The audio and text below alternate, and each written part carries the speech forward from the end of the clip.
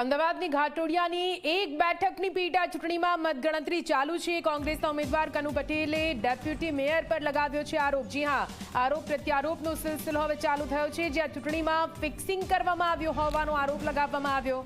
18,500 મતથી જીતનો deputy મેયરે દાવો કર્યો।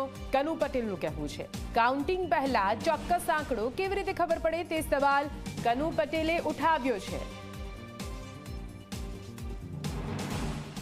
કોંગ્રેસના ઉમેદવાર કે જેઓ ઘાટલોડિયાના જે એક કાઉન્સિલર માટે જે પેટા ચૂંટણી યોજાઈ એમાં અત્યારે આપણી સાથે ઉપસ્થિત છે। એમના કેટલાક આક્ષેપો છે, એમની સાથે વાતચીત કરીશું, એમને પૂછીશું। આપ જણાવો કયા રીતના આક્ષેપો છે? હું કોંગ્રેસનો ઉમેદવાર કનુભાઈ પટેલ છું અને એક સ્પોર્ટ્સમેન છું। ગુજરાતનો આખો કબડ્ડીનો કેપ્ટન 5 વર્ષ રહેલો છું। તો એક સ્પોર્ટ્સમેન તરીકે હું મારા હરીફ ઉમેદવાર ભાજપના પ્રવીણભાઈ પટેલને બેસ્ટ ઓફ લક કરવા માટે ગયો।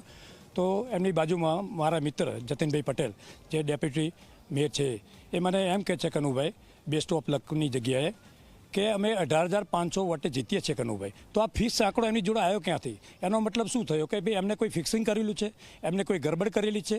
આ હું ગુજરાતની જનતાને, ગુજરાતની પ્રજાને અને ઘાટલોડિયાની પ્રજાને પૂછું છું કે આપણે શું આ લોકશાહી, આ સરકાર લોકશાહી ખતમ કરી દીધી છે? અમને એવું લાગશે કે આમાં તથ્ય છે, 100% અમે ચૂંટણી પંચમાં ફરિયાદ કરીશું।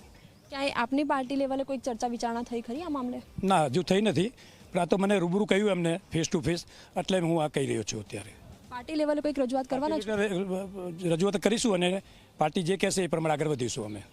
બિલકુલ, તો જે કોંગ્રેસના જે ઉમેદવાર છે તેઓ આક્ષેપ કરી રહ્યા છે ને તેઓ કહી રહ્યા છે કે જો જે તથ્ય જે તેમને લાગી રહ્યું છે એ મામલે તેઓ પાર્ટી લેવલે પણ એટલે કે ઉપલા લેવલે પણ રજૂઆત કરશે।